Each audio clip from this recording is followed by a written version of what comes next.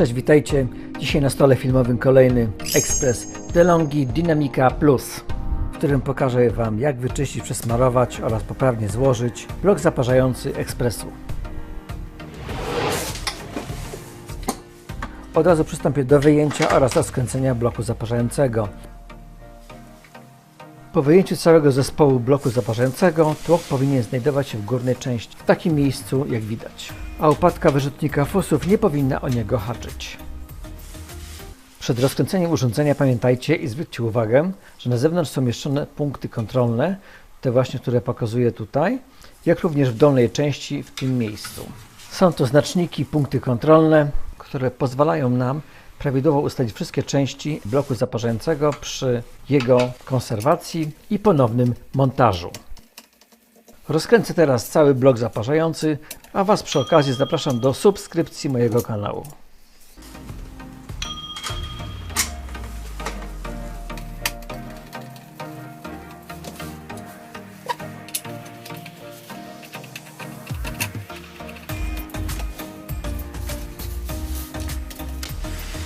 Przy rozbieraniu bloku pamiętajcie, by nie wypadły Wam części, o na przykład ta gumka w tym miejscu i sprężynka, która jest umieszczona pod spodem. Na marginesie dodam, że warto jest zrobić parę zdjęć kontrolnych podczas rozbierania, żeby potem można było spokojnie, bezawaryjnie złożyć cały blok zaparzający. Fotografie takie posłużą jako ściąga do ponownego montażu. Dodam jeszcze jako uwagę, że błędne złożenie bloku zaparzającego, czyli złe ustawienie tłoka dźwigni sterujących, może uszkodzić nam ekspres, ponieważ mechanizm ekspresu nie rozpozna źle zmontowanego bloku zaparzającego. Dlatego zapamiętajcie link do tego filmu, bo ja postaram się Wam wszystko dokładnie wytłumaczyć, tak żeby do takiej sytuacji, o której mówiłem wcześniej, nie doszło.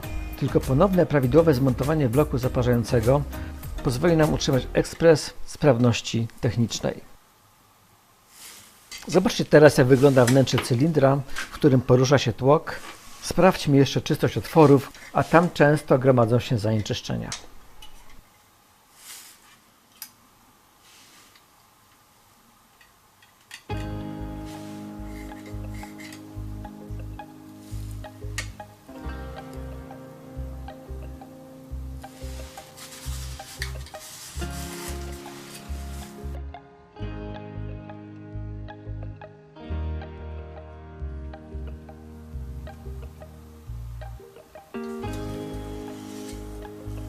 Warto te części po prostu umyć. Umyć płynnie do naczyń z dodatkiem odkamieniacza.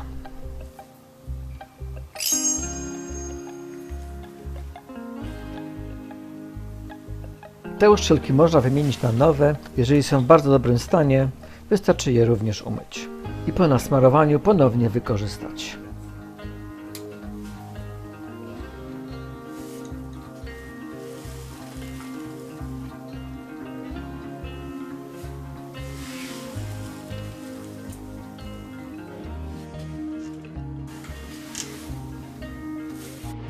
W ramach informacji dodam, że przydatne linki umieściłem w opisie filmu.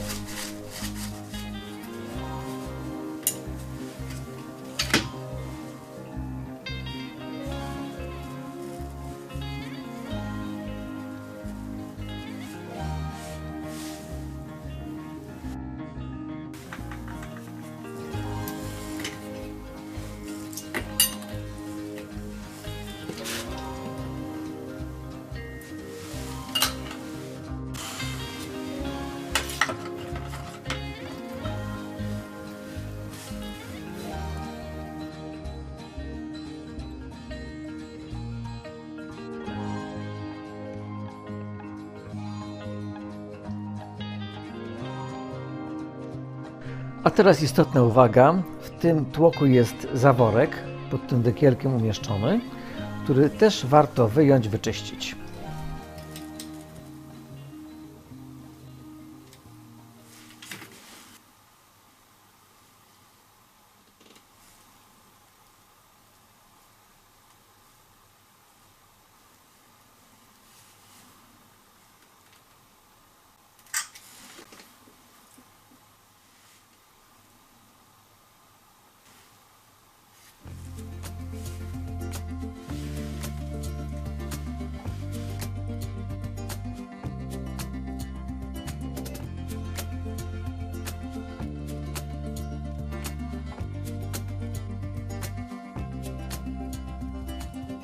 W tym tłoku jest otworek, warto sprawdzić jego drożność.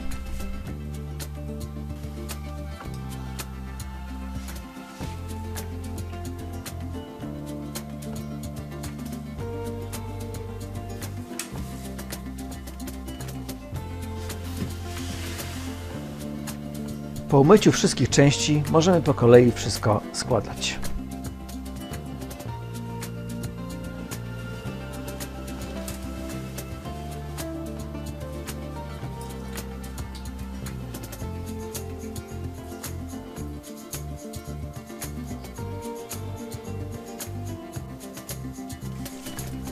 Po złożeniu zaworka sprawdzę patyczkiem drewnianym, czy dobrze on pracuje.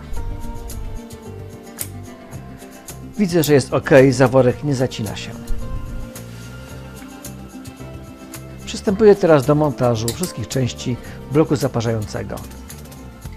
Zwróćcie jeszcze uwagę, jakie części i w których miejscach smaruję.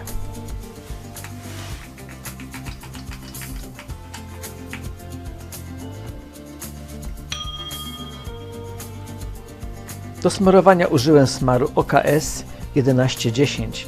Jest to smar spożywczy. Oczywiście możecie użyć dowolnego smaru spożywczego przeznaczonego do konserwacji ekspresów.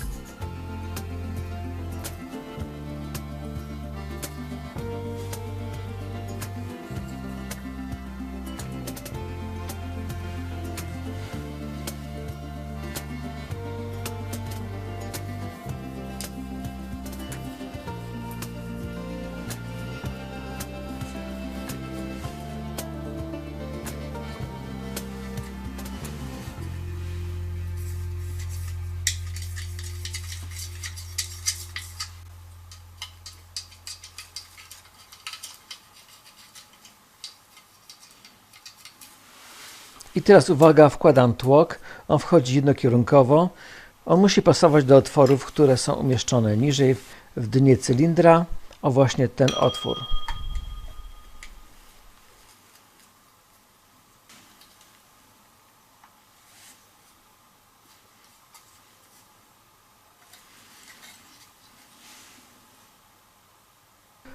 A teraz uwaga na montaż. Ustawiamy tłok w górnej części idealnie płasko, żeby on był idealnie płasko z tą górną częścią.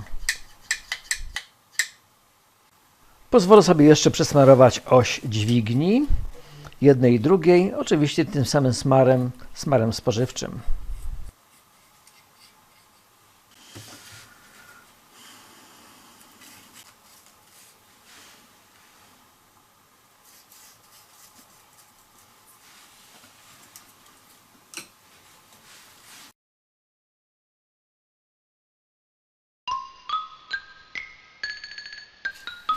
A teraz moment kluczowy. Pozwoliłem sobie oznaczyć zębatki na tych właśnie przełożeniach, tych dźwigni, w taki sposób, żeby można było zobrazować, jak je zmontować w korpusie tego właśnie bloku zaparzającego. Oczywiście ja potem umyję w spirytusie, nie będzie żadnego śladu. Ja pokażę Wam, jak to właśnie założyć. Zwróćcie uwagę, jak te zębatki się nakładają. Oczywiście to są punkty kontrolne, które należy ustalić podczas zakładania tych zębatek. One umożliwią nam prawidłowe ich osadzenie.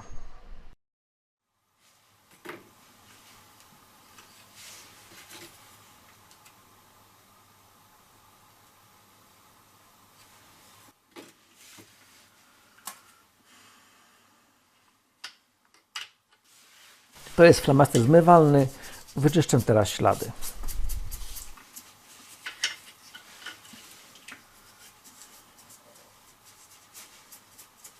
Spójrzmy jeszcze raz na punkty kontrolne.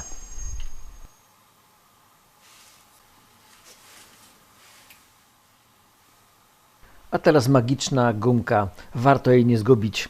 Zwróćcie uwagę, jak ją założyć.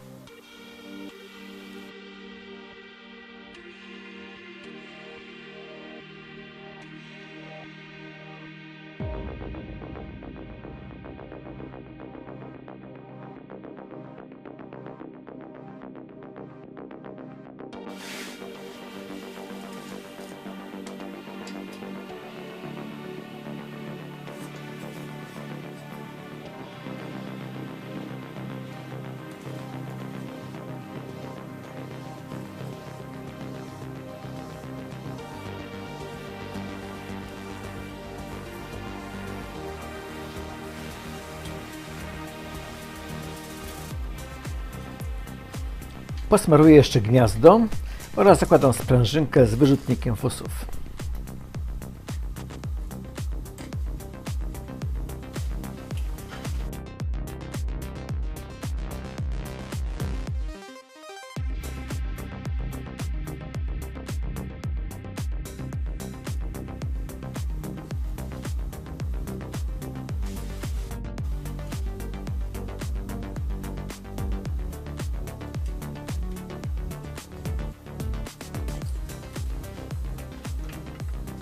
Przy składaniu całego korpusu bloku zaparzającego pamiętajcie o tym, aby nie przesunąć dźwigni, tych właśnie na dole, żeby one były w swoich miejscach, żeby nie poruszyć, oraz ponownie sprawdźcie punkty kontrolne. One muszą być w swoich miejscach, nie może być przekłamania, bo inaczej możecie naprawdę uszkodzić ekspres. Powtórzę jeszcze raz dla pewności, czyli u góry jest tłok na płasko, idealnie płasko i patrzymy jeszcze raz na punkty kontrolne. One się muszą pokrywać w tych miejscach, co widać. Jeżeli wszystko gra, to znaczy, że wszystko jest w porządku. Możecie już naprawdę wkręcać wkręty i wkładać blok zaparzający do ekspresu.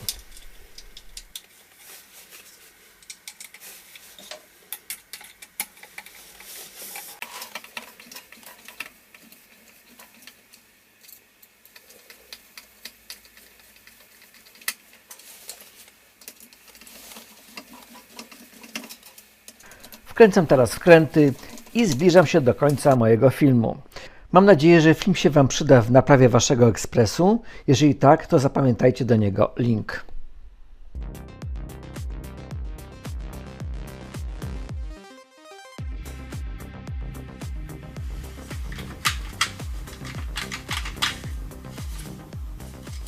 Na koniec trzeba koniecznie sprawdzić, jak funkcjonuje blok zaparzający. Poruszać tłokiem w górę, w dół, sprawdzić dźwignie oraz ich położenie i punkty kontrolne, zobaczyć, jak pracuje wyrzutnik fusów, czy nic się nie przycina, czy wszystko jest spasowane dobrze. Jak widać, można się cieszyć, jest ok. Słuchajcie, na tym kończę. Mam nadzieję, że pomogłem. Stawiajcie łapkę w górę. Dziękuję za obejrzenie filmu. Zapraszam na kolejne filmy. Trzymajcie się. Cześć.